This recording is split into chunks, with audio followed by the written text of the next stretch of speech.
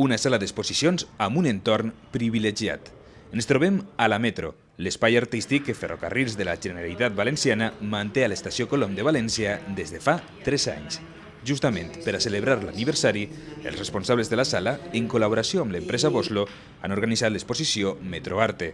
S'ha demanat a 16 artistes que il·lustren diferents unitats de metro i tramvia. El resultat és este.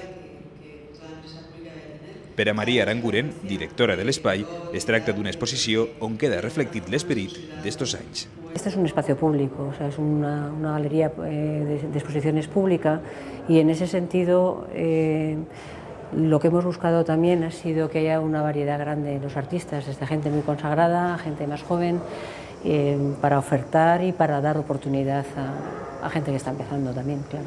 Però la intenció de la Metro va encara més enllà. En breu, aquestes obres es plasmaran en diferents unitats de trens i tramvies tant de València com d'Alacant, convertint la xarxa de ferrocarrils de la Generalitat Valenciana en un gran museu on les obres estaran en moviment, recorrent les diferents estacions. Per als artistes participants es tracta d'un fet especialment interessant. Una obra tuya, ¿no? O un dibujo, una acuarela en mi caso, la vas a ver en grande, en un metro, ¿no? En un tren, pasar a tu lado y, claro, es bonito, ¿no? Ver ahí y que lo pueda ver más gente, ¿no? Yo creo que es dotar un poco de alma y personalidad, ¿no? a lo que sería el vagón.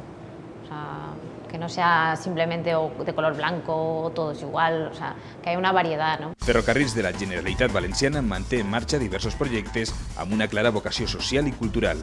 Així ho explica Marisa Gràcia, directora gerent.